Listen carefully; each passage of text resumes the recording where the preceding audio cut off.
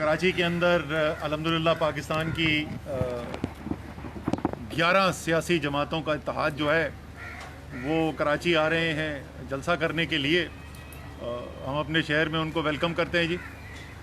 ये शहर जो है इसके लिए अमूमी तौर पर इन सियासी जमातों की तरफ से ना कोई हमें सुनने को मिलता है, ना जब इनको मौका मिला हुकूमतों के अंदर ना उस वक्त इन्होंने कुछ किया, लेकिन चले जलसा करने के लिए यहाँ पर आ गए हैं।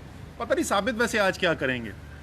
ये वो कराची है जो 2018 के इलेक्शन में सिर्फ तहरीक इंसाफ को जितना वोट इस कराची ने दिया, ये तमाम 11 जमातें मिलाकर भी उतना वोट नहीं हासिल कर सकी। और अगर हम अपनी इत्तेहादी जमात का भी साथ शामिल कर लें MQM का वोट, तो इन 11 जमातों से इस वक्त हुकूमती इत्तेहाद जो है उसने कराची ने उनको 2 गुना से ज़्यादा वोट दिया। तो पता नहीं आज जलसा करके क्या साबित करेंगे। लेकिन मेरा सवाल वज़ीर आला सिंध से ज़रूर है, जो हमें ये कहा करते थे लॉकडाउन लॉकडाउन लॉकडाउन, उनके लीडर भी कहते थे, वो भी कहते थे। और मुझे याद है कि जिस वक्त पाकिस्तान के गरीब तरीन पाकिस्तानियों को कैश हुकूमत ने 12,000 रुपये हर ख़ानदान को देने का फ़ैसला किया, तो उस वक्त उनके अल्फाज ये थे कि ये जो 200-300 लोग गरीब तरीन पाकिस्तानी आप जमा कर रहे हैं पूरे SOP हिफाजती इक़दाम के साथ, ये एक क्रिमिनल एक्टिविटी है, यानी ये एक जुर्म किया जा रहा है, ये मुजरिमाना फेल किया जा रहा है क्योंकि कोविड का ख़तरा है। लेकिन आज वो ये कहते हैं हज़ारों लोगों को बग़ैर किसी SOP के जमा कर लें, तो ये जो है ये इससे कोई सेहत को ख़तरा नहीं है। चले ये उनकी मर्ज़ी है। मैं जी आज बात हम दोनों करेंगे, लेकिन मैं सबसे पहले परसों मियाँ नवाज़ शरीफ साहब जो हैं उन्होंने एक तकरीर की, उन्होंने तो परसों की थी, मैंने कल देखी है। उसके ऊपर मैं कुछ बातचीत करना चाहता हूँ। और मैं ये जब बातचीत करूँगा मुख्तसर मियाँ नवाज़ शरीफ के बारे में, तो मैं उसका खुलासा आपको बता दूँ कि 3 चीज़ें आपके सामने मैं रखूँगा। एक, मियाँ नवाज़ शरीफ की तमाम सियासत जो है वो मुनाफिकत पे मबनी रही है और आज भी वो मुनाफिकत की सियासत कर रहे हैं। दूसरा, इस तमाम तहरीक का और ये जो तमाम बड़ी बड़ी वो तकरीरें कर रहे हैं वहाँ पे, ना उसका जमहूरियत से कोई ताल्लुक़ है, ना उसका सिविलियन सुप्रीमेसी से कोई ताल्लुक़ है। ये सिर्फ़ और सिर्फ ज़ात के करप्शन के पैसे को बचाना और सियासी भीख की तहरीक है उनकी तरफ से। और मैं तफसील के अपनी दलाइल रखूँगा आपके सामने। और तीसरी चीज़ ये कि ये जो उनके कई हवारी इस वक्त कहने की कोशिश कर रहे हैं कि नहीं नहीं उन्होंने तो अफराद पर तनकीद की है, उनका इदारों के साथ कोई एतराज़ नहीं है। आपके सामने मैं उनकी तारीख़ रख कर ये साबित करूँगा कि इनका मसला जो है वो किसी फ़र्द से नहीं है, इनका मसला इदारों के साथ है। मियाँ नवाज़ शरीफ की सारी सियासत जो है वो अफराद से नहीं, इदारों से टकराव की सियासत रही है। बोले उस दिन उन्होंने सवाल पूछे जी कि मैं ये सवाल पूछ रहा हूँ और आपको जवाब देना पड़ेगा। तो आज मियाँ साहब, सबसे पहला तो मेरा सवाल ये है कि आप होते कौन है सवाल पूछने वाले? आप एक सज़ा याफ्ता मुजरिम हैं। आप वो शख्स हैं जिसको पाकिस्तान की सबसे बड़ी अदालत ने झूठा और अमानत में ख़यानत करने वाला डिक्लेयर करके अब आपकी वजारत उज़्मा से आपको बाहर फेंका था। आप एक कैदी हैं, सज़ा याफ्ता कैदी हैं, जो मकर और फरेब कर कर भाग कर मुल्क से लंदन में छुपे हुए हैं। आप होते कौन है सवाल पूछने वाले? सवाल हम आपसे पूछेंगे।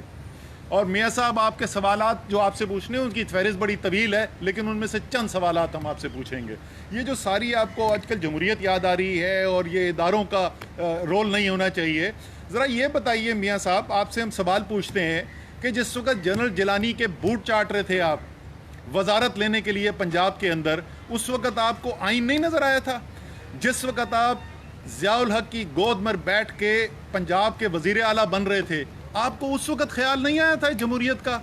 चलें, आपको शुरू में मौका मिल गया, सियासत में आने का और कोई तरीका नहीं था, आपने हिस्सा ले लिया। लेकिन उसके बाद जिस वक्त आपकी ही पार्टी के वज़ीर आज़म को, मोहम्मद खान जुनेजो को, उसी मिलिट्री डिक्टेटर ने बर्खास्त किया, तो मियाँ साहब आप किसके साथ खड़े हुए थे? क्या आप अपनी जमहूरी पार्टी के साथ खड़े हुए थे या मिलिट्री डिक्टेटर के साथ खड़े हुए थे?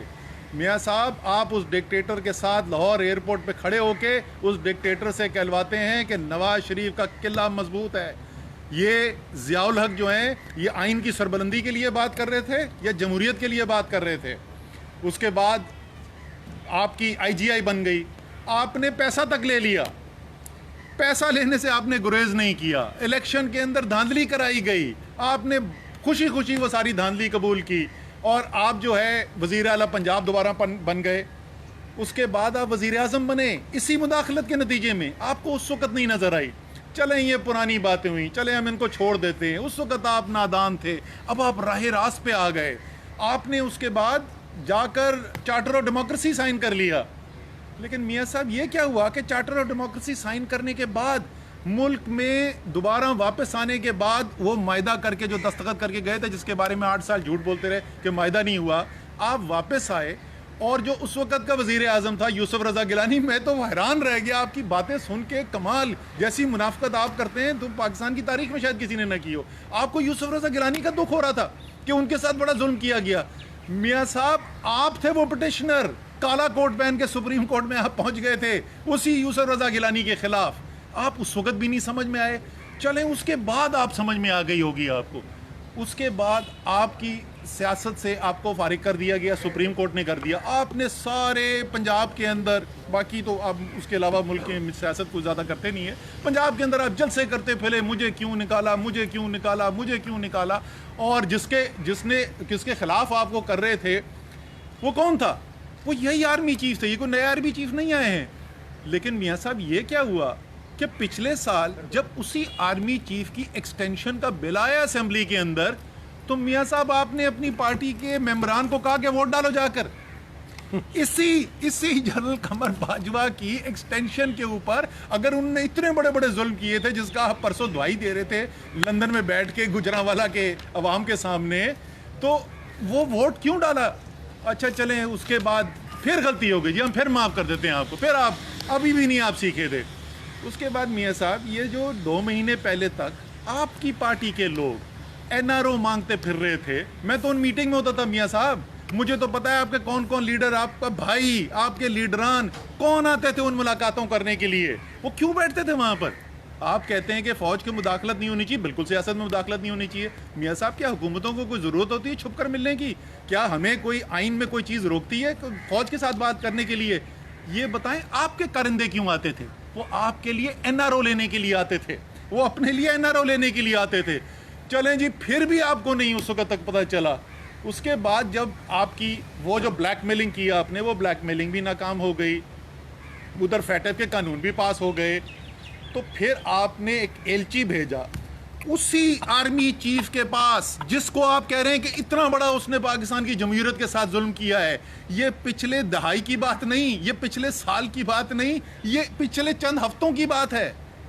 اور وہ جو ہے وہ آپ کے ایلچی ہمیں بتاتے ہیں کہ وہ جی میرے پرانے دوست تھے, تو میں ان کے پاس لوڈو کھیلنے گیا تھا, اور لوڈو کھیلنے میں اتنا مزہ آیا کہ 1 ہفتے بعد پھر لوڈو کھیلنے پہنچ گئے, اور گلاب جامن بھی. اچھا نہیں, اس کے بعد جو ہے وہ ان کو صرف یہ نہیں کہ لوڈو کھیلنے کے ساتھ مزہ آیا آرمی چیف کے ساتھ, ان کو خبر آئی کہ DGISI جو ہے وہ بھی لوڈو پسند کرتے ہیں. آپ نے ان کو بھی میٹنگ میں بلا لیا, خود بیٹھ کے بتا رہے ہیں, سارے قوم کے سامنے بتا رہے ہیں کہ DGISI ہم سے پوچھتا ہے کہ آپ آئے کیوں ہیں. آپ نے ایلچی بھیجا تھا اپنے اور اپنی بیٹی کے لیے سیاسی بھیک مانگنے کے لیے. آپ نے ہر کوشش کر لی, آپ نے پارلیمان میں ان قوانین کو روکنے کے لیے جس سے ہم نے پاکستان کو بلیک لسٹنگ سے بچانا تھا فیٹف کی, آپ نے اس پر ملک کی بلیک میلنگ کر کے دیکھ لی, آپ کو وہاں ناکامی ہوئی. آپ نے بند کمروں کے اندر ایلچی بھیج کر دیکھ لیے. جب سب جگہ سے ناکامی ہو گئی, تو میاں صاحب پھر آپ کو جمہوریت یاد آئی. تب آپ کو یاد آیا کہ آرمی چیف جو ہیں وہ پاکستان کے لیے کتنا خطرہ ہے. میاں صاحب ان سوالوں کے جواب آپ کو دینے پڑیں گے, ان کا جواب آرمی چیف نے نہیں دینا, اس منافقت کا جواب آپ نے دینا ہے, اور قوم آپ سے لے گی جواب. اس کے بعد انہوں نے صرف ایک ادارے کے نہیں, انہوں نے اس دن جو ہے ایک چارج شیٹ پیش کر دی پاکستان کے سپریم کورٹ کے خلاف. یہ وہی شخص ہیں جب سجاد علی شاہ ہوتے تھے چیف جسٹس پاکستان کے, تو انہوں نے باقاعدہ منظم طریقے سے پنجاب ہاؤس سے اسلام آباد میں لوگ جتھا جمع کر کے سپریم کورٹ کے اوپر حملہ کروایا. یاد ہے میاں صاحب, اس کا جواب آپ دیں گے یا نہیں دیں گے اس حملے کا؟ وہ حملہ آپ نے سپریم کورٹ پر کروایا. اس کے بعد وہ کہتے ہیں کہ جناب پینما کی جو ججمنٹ تھی وہ ججمنٹ جو ہے وہ فوجی افسروں نے لکھی. اس ججمنٹ کو لکھنے میں ایک نہیں 2 سپریم کورٹ آف پاکستان کے چیف جسٹس شامل ہیں. میاں صاحب اس وقت آصف سعید کھوسا، اس وقت کے چیف جسٹس جناب گلزار، یہ دونوں اس ججمنٹ کے اندر شامل ہیں. ان 5 ججوں کے اندر آپ نے جسٹس اعجاز گلزار، جسٹس اعجاز علی خان، جسٹس عظمت سعید، آپ نے کس کو چھوڑا ہے؟ اور اسی طریقے سے آپ وہ کہہ رہے ہیں ان کے آج کل جو ان کے حواری ہیں وہ بہانے پیش کرنے کی کوشش کر رہے ہیں کہ نہیں میاں صاحب جو ہیں وہ تو افراد کی بات کر رہے ہیں، ان کو اداروں سے کچھ نہیں ہے. میاں صاحب مرزا اسلم بیگ کے ساتھ لڑائی آپ کی، جنرل آصف نواز جنجوعہ سے لڑائی آپ کی، جنرل وحید کاکڑ پر تنقید آپ کی، جنرل جہانگیر کرامت سے استعفیٰ لیا آپ نے، پر جنرل پرویز مشرف کا جہاز ہوا میں معلق کر کے ان سے استعفیٰ لینے کی کوشش کی آپ نے، جنرل قمر باجوہ پہ اعتراض آپ کو، ضیاء الاسلام کے اوپر اعتراض آپ کو، نوید مختار پہ اعتراض آپ کو، فیض حمید پہ اعتراض آپ کو. یہ میاں صاحب کا اعتراض نہ ان سپریم کورٹ کے چند ججز پہ ہے، نہ یہ فوج کے چند افسران کے اوپر ہے. میاں صاحب کا اصل جو اعتراض ہے وہ اداروں کے اوپر ہے، لیکن ہر ادارے پہ نہیں ہے. وہی سپریم کورٹ کی ججمنٹ کہتی ہے کہ میاں نواز شریف نے پاکستان کے تمام اداروں کو مفلوج کر کے رکھ دیا. ان کا اعتراض، ان کی تنقید صرف ان اداروں کے اوپر ہے جو ان کے تابع ان کی غلامی قبول نہ کریں. میاں صاحب آپ اگلے 50 بھی آرمی چیف بدل دیں، اگلے 50 بھی سپریم کورٹ چیف جسٹس بدل دیں، آپ کا سب سے ٹکراؤ ہوگا. کیونکہ آپ چاہتے ہیں اس ملک کے اندر، آپ تو قانون لے کر آ رہے تھے، میں امیر المومنین بنوں گا اس ملک کا. آپ چاہتے ہیں کہ آپ امیر المومنین ہو، آپ چاہتے ہیں آپ کو کوئی سوال پوچھنے والا نہ ہو. آپ تو اپنے لگائے ہوئے نیب چیئرمین کو نہیں چھوڑتے ہیں. جو ادارہ آپ سے سوال پوچھے گا، جو ادارہ آپ کے سامنے اطاعت نہیں کرے گا، وہ کسی نے بڑی اچھی اس دن بولی تھی ٹی وی کے اوپر، ان کو چاہیے آرمی چیف جو آئی جی ہو، وہ آئی جی بھی بہت بڑا انہوں نے عہدہ بول دیا، ان کو تھانے دار چاہیے جو جب سوال میاں صاحب حکم کریں تو صرف وہ پوچھے کہ میاں صاحب اور بتائیں کیا خدمت کر سکتا ہوں. میاں صاحب نہ اس ملک کے ادارے آئندہ کبھی آپ کے تابع ہوں گے اور نہ آپ کی دھمکیاں آپ کے کام آئیں گی. یہ بھارت کا بیانیہ جو آپ بیچ رہے ہیں میاں صاحب، یہ بیانیہ نہیں بکنے والا، نہ انشاءاللہ تعالیٰ یہ پاکستان کے اندر تو ظاہر ہے بکنا ہی نہیں ہے، نہ یہ دنیا کے اندر بکے گا. آپ اور بھارت مل کے پاکستان کے اداروں کے اوپر جو مرضی الزام لگانا چاہتے ہیں. اور میاں صاحب میرا آپ سے یہ بھی سوال ہے، یہ سوال کا آپ کو جواب دینا ہوگا. یہ آپ اتنے دلیر آدمی ہیں، بھاگ کے چھپ کے لندن کے اندر بیٹھے ہوئے، لیکن چلیں پھر بھی آپ اپنے آپ کو سمجھتے بڑے دلیر ہوں. ایسے ایسے کر کے کل تقریر کر رہے تھے پرسوں. آپ پاکستان کے اداروں کو تو چھوڑتے نہیں ہیں. میاں صاحب آپ کے منہ سے کلبھشن یادو کا نام کیوں نہیں نکلتا؟ میاں صاحب آپ کو نہیں نظر آیا بھارت کے اندر آر ایس ایس نے مسلمانوں کے ساتھ کیا ہے؟ آپ کی زبان کیوں لڑکھڑاتی ہے؟ میاں صاحب نریندر مودی نے جو کشمیر کے ساتھ کیا ہے دنیا بول پڑی ہے اس کے اوپر. آپ کی آواز سے ہم نے کبھی نہیں سنا، آپ کی زبان سے ہم نے کبھی نہیں سنا. میاں صاحب بھارت کی تنقید آپ کی زبان پر کیوں نہیں آتی؟ اپنے اداروں کے اوپر اتنی دلیری سے آپ تنقید کرتے ہیں، بھارت پہ تنقید کیوں نہیں کرتے؟ بغیر ویزا کے سجن جندال آپ کے گھر کیوں جاتا ہے؟ نریندر مودی کو آپ کے گھر کیوں بلایا جاتا ہے؟ مسلمانوں کا قاتل، 5000 مسلمانوں کا قتل تو صرف گجرات میں کرایا، آپ کے گھر کیوں جاتا ہے؟ ان کا جواب دینا پڑے گا. میاں صاحب آپ کا سوال پوچھنے کے بعد گزر چکے ہیں، اب آپ کے جواب دینے کے وقت ہیں. آخر میں صرف ایک چیز کے اوپر ختم کروں گا، اختتام کروں گا، اور وہ ایک اور عجیب و غریب صورتحال ہے. ہم نے تو ہمیشہ سنا تھا کہ پاکستان کے اندر، ہمارے معاشرے کے اندر، ہماری ثقافت کے اندر نانی ایک بڑے احترام کا رشتہ ہوتا ہے. کیا وزیر اعظم نے کوئی غلط بات کی؟ کیا وہ نانی نہیں ہے؟ کیا نانی کسی کو بولنا کوئی ہماری ثقافت میں برا سمجھا جاتا ہے؟ ایک طوفان کھڑا ہوا ہے، لیکن یہ جو سارے طوفان کھڑا کر رہے ہیں ان سے میں پوچھنا چاہتا ہوں کہ اسی جلسے کے اندر جو بلاول زرداری نے زبان استعمال کی وزیر اعظم کی وائف کے بارے میں، کیا آپ کو وہ سنائی نہیں دی؟ یہ تمام جو اتنے بڑے بڑے لبرل شاہکار ہیں ان کو وہ آواز سنائی نہیں دی؟ یہ ابھی بھی وقت ہے، رک جائیں. ایسا نہ ہو کہ کسی کے گھر کا کوئی فرد محفوظ نہ رہے. آئندہ ایسی آپ سوچ سمجھ کے کیجئے گا.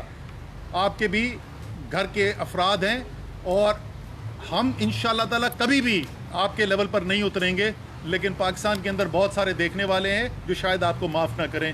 آخری اس بات کے بعد میں علی جدید صاحب سے ریکویسٹ کروں گا. جی اچھا جی، میں جہاں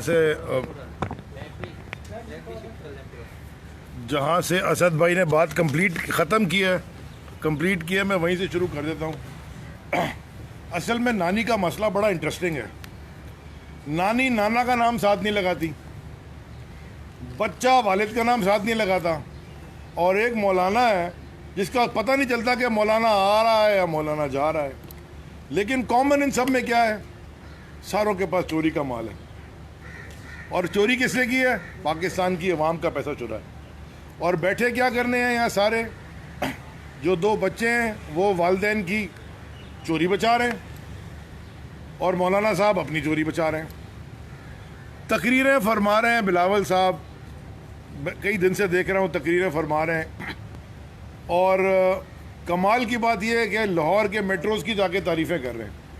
وہ کہہ رہے ہیں جی بڑا زبردست کام کیا شہباز شریف نے. آپ 12 سال 12.5 سال سے یہاں بیٹھے ہیں، اور اس سے سب ملا کے 30-35 سال سے آپ کی حکومت ہمارے صوبے میں رہی ہے. آپ نے 12.5 سال میں بس تو چلائی نہیں. اگر اتنے اچھے تھے تو آپ بس ہی چلا دیتے کم از کم. ان کو آپ کو لاہور کی میٹرو بڑی اچھی لگتی ہے. آپ نے کیا کیا صوبہ سندھ کے لیے؟ پانی کا مسئلہ صوبے میں، ٹرانسپورٹیشن کا مسئلہ صوبے میں، لا اینڈ آرڈر کا مسئلہ ماشاءاللہ، ہیلتھ کے ہسپتال تباہ برباد. 2 ہسپتال پرائیویٹ سیکٹر سے پارٹنرشپ میں بنا دی، اسی کی تصویریں دکھاتے رہتے ہیں. سرکار کے اسکول، سرکار کے ہسپتال تباہ برباد. سب سے زیادہ غربت سندھ میں، سب سے زیادہ امیر سیاستدان سندھ کے، جو یہاں حکمران سندھ کے ہیں وہ سب سے امیر لوگ ہیں. پاکستان کے امیر لوگوں میں ان کا شمار ہوتا ہے. قوم اس صوبے کی بیچاری گندا پانی پی پی کے اور بیماریوں سے پھنسی پڑی ہے. ہاں، جے آئی ٹی رپورٹ بنتی ہے، وہ جے آئی ٹی رپورٹیں یا اومنی گروپ کی ہو یا عزیر بلوچ کی ہو، وہ ڈائریکٹ جا کے لنک کرتی ہیں آپ کے پاس بلاول ہاؤس سے اور پھپھو کے گھر سے. وہ خود کہتے ہیں کہ جی ہم نے پھپھو کو پیسے پہنچائے، بلاول ہاؤس پہنچائے، ہم نے رکھوایا، ان کو مروایا. میں یہ پوچھنا چاہتا ہوں کہ زندگی میں کبھی بلاول زرداری صاحب، میں آپ کو والد کا آپ کا نام یاد دلاتا رہوں، زندگی میں کبھی ایک دن کام کیا ہے آپ نے کسی دفتر میں بیٹھ کے؟ آپ کو کچھ پتا ہے کہ کام ہوتا کیسے ہے؟ بائی دا وے وہ نانی کے لیے بھی یہی ہے، انہوں نے بھی کوئی زندگی میں کام نہیں کیا. کوئی کسی دفتر میں نہیں بیٹھے، کوئی ایک دن حق لال کی کمائی نہیں کی، کوئی جا کے نوکری نہیں کی. چلیں جی ملک سدھارنے. جنہوں نے ملک بگاڑا وہ ملک سدھارنے چلے گئے. والدہ جو تھیں آپ کی شہید بے نظیر بھٹو، میں بھی شہید کہتا ہوں، بڑی بہادر خاتون تھیں. بہادر اس لیے تھیں کہ جو آج اکتوبر کا بلاسٹ کا دن ہے، اگلے دن وہی بی بی لیاری میں اپنے ورکرز کے گھر گئی تھی. یہاں لوگوں کو فون آتا ہے نا دھمکی کا تو وہ ملک چھوڑ کے چلے جاتے ہیں. تو بہادر خاتون تھی، اس میں کوئی ڈاؤٹ نہیں ہے. لیکن 1999 میں جب جنرل مشرف نے کو کیا تھا، انہوں نے ویلکم کیا تھا. یہ ان کے اسٹیٹمنٹ ہے، آپ صرف گوگل کر لیں، انہوں نے ویلکم کیا تھا کو. اور آپ کے جو نانا تھے وہ بھی بڑے اچھے ماشاءاللہ پولیٹیشین تھے، بھٹو صاحب ورلڈ رینون پولیٹیشین تھے. انہی کے نام پہ آج تک آپ بھٹو شہید اور بی بی شہید کے نام پہ تو آپ پالیٹکس کر رہے ہو. بھائی صاحب انہوں نے سیاست شروع کی تھی ایک ڈکٹیٹر کے وزیر بن کے، اور سٹیج آپ ان سے شیئر کر رہے ہو جن کو بالکل ٹھیک کہا پرائم منسٹر صاحب نے کہ وہ دودھ کی بوتل پلا کے تو بڑا کیا ایک ڈکٹیٹر نے. سٹیج آپ ان کے ساتھ شیئر کر رہے ہو اور پھر انہی کے اوپر آپ الزام لگا رہے ہو. اسد بھائی نے جتنے آرمی جنرلز کا نام لیا، اگر کاغذ کے اوپر لکھ لیں آپ اور دیکھیں، وہ آدھے سے زیادہ نواز شریف صاحب نے خود لگائے تھے، وہ خود ہی لڑ لیے ان سے. اس لیے کہ وہ جو کرنا چاہتے تھے کرپشن کی، وہ کوئی انسان پاکستان کا وہ ایک حد کے بعد مانتا ہی نہیں ہے. وہ پہلے سنتا ہے کہ چلو شک ہے، ہو سکتا ہے نہ ہو رہا ہو، لیکن جب بلیٹنٹ نظر آنے لگ جائے وہ کوئی کھڑا ہی نہیں ہو سکتا اس کے ساتھ. سوال پوچھو تو کہتے ہیں جی ہمارے خلاف، جمہوریت کے خلاف سازش ہے. جمہوریت میں اگر اکاؤنٹیبلٹی نہیں ہو تو جمہوریت کیسی بھیا؟ جمہوریت ہے ہی اکاؤنٹیبلٹی. بیکاز جب آپ الیکشن میں ووٹ دینے جاتے ہیں تو عوام آپ کو اکاؤنٹیبل ٹھہراتی ہے اور آپ کو ووٹ دیتی ہے یا نہیں دیتی. آپ نے کیونکہ اتنا تعلیم تباہ کی ہے کہ آپ ڈرا دھمکا کے لوگوں جو الطاف حسین نے کراچی میں کیا، آصف علی زرداری تم وہی سندھ میں انٹیریئر کرتے ہو، باقی سندھ میں تم وہی کرتے ہو. پرابلم یہ ہے، فرق یہ ہے کہ یہاں پہ وہ اس کے پاس سہولت مرزے تھے، وہاں تمہارے پاس سندھ کی ایس ایچ او ہیں اور تھانے دار ہیں. سارے سندھ میں کوئی آواز اٹھائے کبھی اس کی سیلاب میں اسی کی زمین ڈوب جائے گی، بکری چوری کے الزام میں وہ بیچارہ پکڑا جائے گا، اس کا کوئی ورکر. گھر والوں کو مار دو گے، وہ ابھی بھی گھوم رہی ہے بیچاری. آپ کے لوگوں نے مروا دیا اس کے والد کو اور چاچا کو. وہ پورے پاکستان میں سپریم کورٹ میں ایک لڑکی دادو کی گھوم رہی ہے، عمر رباب، وہ کیس ادھر لگا ہوا ہے. ساری دنیا کو پتا کہ اس نے کیا. تو یہ جو فیشسٹ ڈائنیسٹک یہ جو پالیٹکس ہے نا، اس کا وقت ختم ہو گیا ہے. کرپشن بچاؤ موومنٹ آپ کر لیں، بالکل کر لیں، جو آپ کی مرضی کر لیں، لیکن جیسے خان صاحب نے کہا کہ انشاءاللہ یہ نیا عمران خان میدان میں اتر گیا. میں آپ کو بتاؤں ہوا کیا ہے. ہوا یہ ہے کہ خان صاحب اب فارم کرکٹ کی ٹرمینالوجی میں سمجھا دیتا ہوں کرکٹرز کے لیے، نیا بال لے لیا انہوں نے اور وکٹ میں باؤنس آ گیا. اوکے، میں صرف ایک آخر میں ایک چھوٹا سا آپ کو ان کے لیے جو یہ کھڑے ہوئے ہیں آج سارے پی ڈی ایم کے 11 اور باقی جو بھی ان کے ساتھ، ان کے لیے ایک چھوٹا سا ایک غزل کا 3 اشعار سنا دیتا ہوں کہ، اور یہ ڈائریکٹ ان کے اوپر جاتا ہے کہ غریبوں کے نگر میں جب بھی قتل عام ہوتا تھا، ان کے بازوؤں میں حسن اور کچھ کے لب پہ جام ہوتا تھا. انہی کے اشاروں پر چمن میں آگ لگتی تھی، ان کے کارناموں سے بدن میں آگ لگتی تھی. ان کو ہندو سے ہمدردی ہے نہ مطلب ہے مسلمان سے، وفا کا درس انہوں نے گیتا سے لیا نہ قرآن سے. مگر ایک مولانا بھی ہے نا، مگر مذہب کے نام پہ انہوں نے یہ نعرے لگاتے ہیں، یہاں در و حرم میں جا کر جھگڑے کراتے ہیں. چلایا جنگل کا قانون تھا انسانوں کی بستی میں، اور گرے مسجد و مندر انہی کی سرپرستی میں. یہ وہ لوگ ہیں، پکڑ کے لے آئے ہیں پورے اٹھا کے، سرکاری ملازم، اور اسے جلسہ کرنا چاہتے ہیں. بسم اللہ کریں. جو بھی آیا ہے کراچی میں ہم اس کو ویلکم کرتے ہیں. اور اسد عمر صاحب کیونکہ وہ کمیٹی میں میں اور آپ دونوں ہیں، وہ جو کراچی کی ٹرانسفارمیشن کمیٹی ہے، اس میں ذرا دیکھیے گا کہ آج یہ وہ آ رہی تھی نانی، تو ان کے لیے روڈ کے اوپر ایک دن کے اندر پوری کارپیٹنگ ہو گئی. اور یہاں پہ لوگ بیچارہ غریب آدمی خداداد کالونی کا رو کے تڑپ گیا کہ ہمیں پانی دے دو، روڈ ٹھیک کر دو. وہ نہیں ہوئی. پھر تو میری ریکویسٹ ہوگی کہ روز جلسہ کیا جائے، ہر ہفتے نانی کو بلائیں. آخر میں سوال لینے سے پہلے جی میں آخری ایک اپیل کرنا چاہتا ہوں تمام لیڈرشپ سے. دیکھیں، جمہوری ملک ہے، آزاد سیاسی پارٹیاں ہیں، آزاد میڈیا ہے. اب سیاست کرنا آپ کا حق ہے، تنقید کریں حکومت کے اوپر، لیکن خدا کا واسطہ قوم کے اداروں کو سیاست کے اندر گھسیٹنے کی کوشش بند کر دیں. یہ وہ ادارے ہیں، میں یاد دلانا چاہتا ہوں، یہ پرانی باتیں نہیں ہیں. پچھلے 2 سال کے اندر پاکستان فوج کے 283 افسر اور جوان شہید ہوئے ہیں اس ملک کی حفاظت کرتے ہوئے. خدا کا واسطہ ان کا بھی سوچ لیں. اور بہت سارے طریقے سیاست کرنے کے، ضرور آپ سیاست کریں، لیکن اداروں کو سیاست کے اندر گھسیٹنے کی کوشش بند کریں. جی سر، یہ بتائیں کوئی قانون موجود نہیں ہے اس طرح کا کہ جو اداروں میں اتنی بڑی لیول پہ تنقید کی جائے اور اس کے اثرات بھی ظاہر ہے، اس کا میسج بھی نیگیٹو جاتا ہے. تو اس سوال سے کیا کہیں گے؟ یہ دیکھیں، یہ آپ کا اچھا سوال ہے اور یہ ایک بڑی بیلنس کی بات ہے، کیونکہ ایک طرف تو ظاہر ہے قانون سب کے لیے برابر ہونا چاہیے. اگر ایک غریب آدمی قانون توڑتا ہے تو اس کے اوپر تو فوری طور پر عمل کیا جاتا ہے، اور اگر طاقتور آدمی وہ اپنی سیاست کے پیچھے کھڑا ہو کر قانون کو توڑے تو اس کو صرف اپنے طاقتور ہونے کا فائدہ تو نہیں ملنا چاہیے.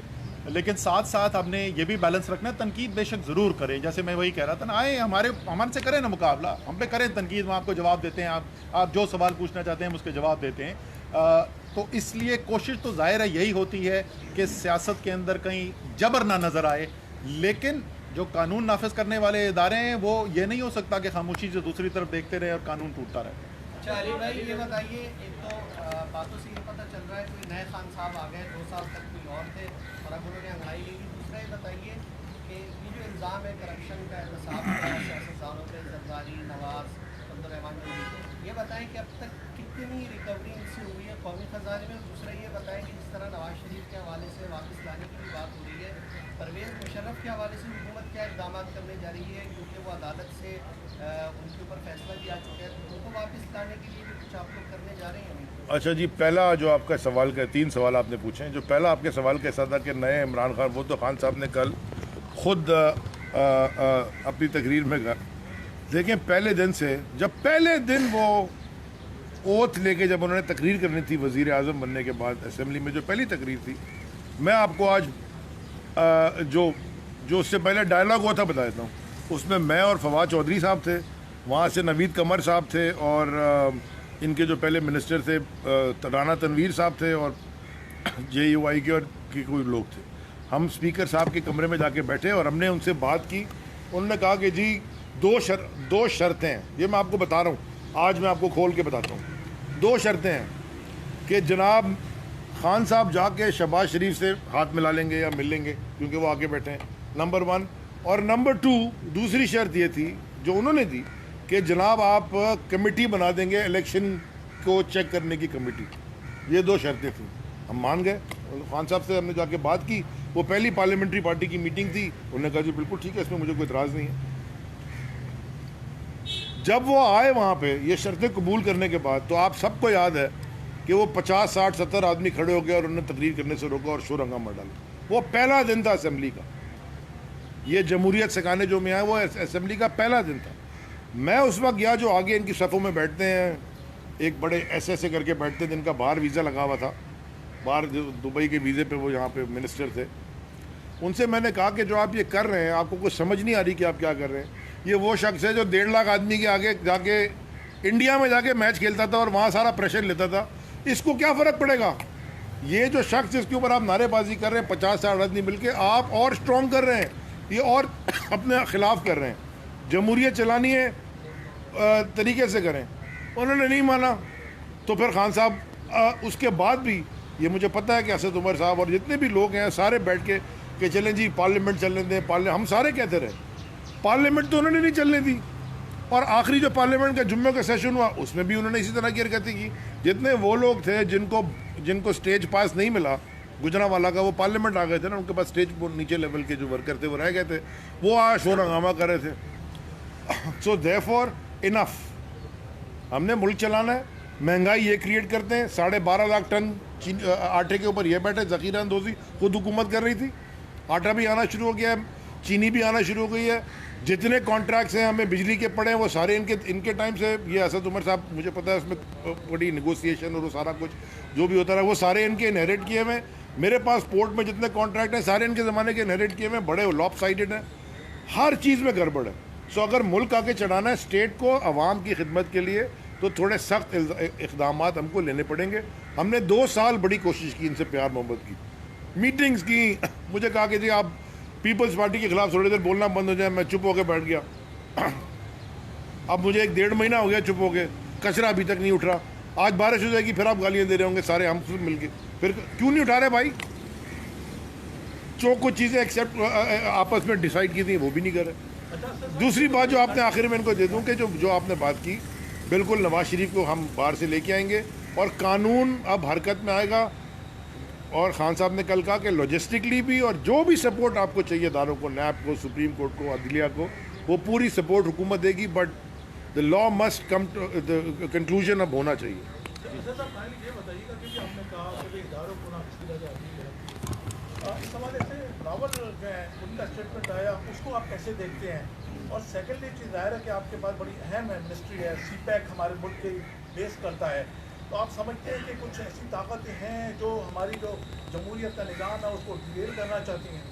دیکھیے اس میں تو کوئی شک ہی نہیں نا کہ پاکستان کے اوپر جو ہے وہ ایک بیرونی دباؤ بھی ہے. پاکستان کے اندر دہشت گردی کرائی جاتی ہے، پاکستان کے اندر دہشت گردی کرانے کے لیے اڈے بنائے ہوئے ہیں، تو اس میں کوئی شک ہی نہیں ہے. اسی طریقے سے سی پیک کے خلاف ایک بیانیہ بنایا جاتا ہے. تو اب آپ مجھے بتائیں کہ ایک طرف ہمارا فیٹف کے اندر مقدمہ رکھا ہوا ہو، دوسری طرف ہمارے جو ہے یہ ساری صورتحال ہو کہ سی پیک کی ہم انویسٹمنٹ کرنا چاہتے ہیں، اور ملک کی لیڈرشپ ایک بیانیہ بنائے کہ یہاں تو نظام جو ہے وہ جمہوری ہے ہی نہیں، یہاں پر تو فوج جو ہے وہ ہر چیز کنٹرول کرتی ہے اور فوج فیصلے کرتی ہے. اور میں جناب 2 سال سے تو کم سے کم ہر بڑے فیصلے کے اندر کمرے میں بیٹھا ہوتا ہوں. مجھے کوئی ایک نام لے کے بتا دیں فلانا فیصلہ جو ہے وہ عمران خان نہیں کرنا چاہتے تھے اور ان سے فوج نے کروا دیا، ایک کوئی فیصلہ مجھے بتا دیں. تو یہ جو پاکستان کا غیر جمہوری چہرہ، کیا اس لیے پریشانی ہے کہ پچھلے 1.5 سال کے اندر یکسر اب دنیا کے اندر تبدیلی آئی ہے بیانیے کے اندر، جہاں بھارت کو دہشت گرد دیکھا جا رہا ہے، भारत को इंतहा पसंद कहा जा रहा है, पाकिस्तान को अमन दोस्त कहा जा रहा है, अमन दुश्मन कहा जा रहा है, अमन दोस्त कहा जा रहा है, खित्ते के अंदर अमन देखना चाहता है, भाईचारा देखना चाहता है, सिखों के साथ राहदारी हमने खोली। तो क्या इस बात की तकलीफ है कि ये बयानिया भारत के क्यों खिलाफ चला गया है? जो 20-30 साल पाकिस्तान के खिलाफ चलता रहा बयानिया, वो अब भारत के खिलाफ क्यों चला गया है? शायद उस वजह से है, चाहे इनकी नीयत है या नहीं है, क्योंकि दिलों का हाल सिर्फ अल्लाह ताला जानता है। तो मुझे नहीं पता इनकी नीयत क्या है, क्यों कर रहे हैं, लेकिन इसमें तो रत्ती बराबर शक नहीं है कि जो बयानिया मियां नवाज शरीफ इस वक्त बेच रहे हैं, भारत उसको पसंद कर रहा है। आप उनका टीवी उठा के देख लें, आप उनके अखबार उठा के देख लें, आप उनके सोशल मीडिया देख लें, हर जगह मियां नवाज शरीफ को भारत के और ख़ास तौर पे जो इंतहा पसंद है भारत के, वो मियां नवाज शरीफ को इस वक्त हीरो बनाकर पेश कर रहे हैं। सर बिलावल के हवाले सर बिलावल जो है, मैं फिर वही कहूँ, मैं क्या आपको बताऊँ यार, ये जो इतने बड़े बड़े गब्बर जो जमहूरियत पसंद है ना, मैं तो उन मीटिंग में होता हूँ ना, मुझे पता है ये मेरे सामने सियासी भीख मांगते रहे हैं। इनसे पूछिए, उनसे बोले मेरे सामने आके बैठे डिनाई करें, बोले असद उमर जो कह रहा है गलत है, हम नहीं बैठे थे, किस घर में बैठे थे वो भी बता दूं, कौन कौन था कमरे में वो भी बता दूं, बिलावल समेत, शहबाज शरीफ समेत। ये छोड़े इनकी बात, मुनाफिक लोग कमरे के अंदर कोई और बार जमहूरियत पसंद बनना चाहते हैं। एक कोशिश सारी की सारी एक है जी, किसी न किसी तरीके से चोरी बचाने का एनआरओ मिल गया। अच्छा, क्या इस बात पर गौर किया जा रहा है रियासत की सतह पे हुकूमत मियां नवाज शरीफ के खिलाफ गद्दारी का कोई मुकदमा कायम करना चाहती है, क्योंकि तसल्सल नहीं जी, बिल्कुल भी नहीं, और वो बल्कि बड़ी हमारी वाज़े हमने कर दी थी। ये मैं आपको एक बात बताऊं, ये मुकदमे से ज़्यादा ये अहम ये फ़ैसला जो है ना, ये को कोर्ट नहीं करेगा, ये फ़ैसला जो है वो पाकिस्तान की आवाम करेगी। आवाम देख रही है कि किसका क्या तर्ज अमल है, आवाम देख रही है कि किसका क्या बयानिया है, ये फ़ैसला आवाम करेगी। हम सियासतदानों को गद्दारी के सर्टिफिकेट देने में यकीन नहीं रखते। ये सुबह फैसल वाडा साहब की भी प्रेस कॉन्फ्रेंस थी, तो वो समझ रहे थे कि पीपल्स पार्टी का बयानिया जो है वो नून लीग की बयानिया से मुख्तलिफ है इदारों के हवाले से। आप लोगों का क्या ख्याल है दोनों का? सर देखें, बयानिए में बिल्कुल फ़र्क होता है वक्तन फ़वक्तन, वही मैं बोलता हूँ ना, वो डिपेंड करता है आगे गुजरावाला में ऑडियंस बाहर खड़ा हुआ है या एक बंद कमरे में 6 लोगों के साथ मुलाकात हो रही है, तो वो बयानिया जो है वो सिर्फ पीपल्स पार्टी और मुस्लिम लीग नून के बयानिए में फ़र्क नहीं है, वो पीपल्स पार्टी के बयानिए में भी फ़र्क है, मुस्लिम लीग नून के बयानिए में भी फ़र्क है, सिचुएशन के ऊपर मुनसर होता है। लेकिन पीपल्स पार्टी और मुस्लिम लीग नून का फ़र्क इस वक्त ये है कि पीपल्स पार्टी के पास सिंध की हुकूमत है, वो एक स्टेक होल्डर है इस सिस्टम के अंदर। मुस्लिम लीग नून के अंदर मुस्लिम लीग के बहुत सारे पार्लियामेंटेरियन तो सिस्टम का हिस्सा हैं, लेकिन जो उनके कायद हैं, जो उनकी बेटी हैं, वो इस वक्त सिस्टम से बाहर है, वो सिस्टम का हिस्सा नहीं है। तो इस वक्त मुस्लिम लीग नून की और उनके जो MNAs हैं, MPs हैं, उनके साथ बैठे तो वो आपको खुद सुनाएंगे ये दास्तान। वो जो उनकी लीडर है ना, वो लीडर जो है उनका कोई स्टेक ही नहीं है, वो चाहते हैं कल अगर सिस्टम गिर जाए तो सच्ची क्या चीज़ हो सकती है उनको। सब मैं तो पहले बोल चुका हूँ, मियां नवाज शरीफ को सबसे बड़ा ख़तरा इस बात का है कि उनका भाई कहीं ऑप्शन ना बन जाए, कहीं उसके पास ना चला जाए, क्योंकि अगर वो चला गया तो उसके बाद जो आगे इक़्तिदार चलेगा, यहाँ पे तो विरासत है ना, यहाँ जमहूरियत तो है नहीं पार्टियों के अंदर, तो फिर तो आगे जो किस सिलसिला चलेगा वो तो हमजा से चलेगा, वो तो फिर मरियम से नहीं चलेगा। वो 70 साल के मियाँ शहबाज शरीफ, मरियम 45-46 साल की है नानी, लेकिन है 45-46 साल की, तो वो कह रहे हैं कि यार अगर कुछ भी ना हो, अगर सिस्टम गिर जाए तो मरियम तो इंतज़ार कर सकती है। ये हो रहा है जी। बहुत बहुत शुक्रिया जी। Thank you ji.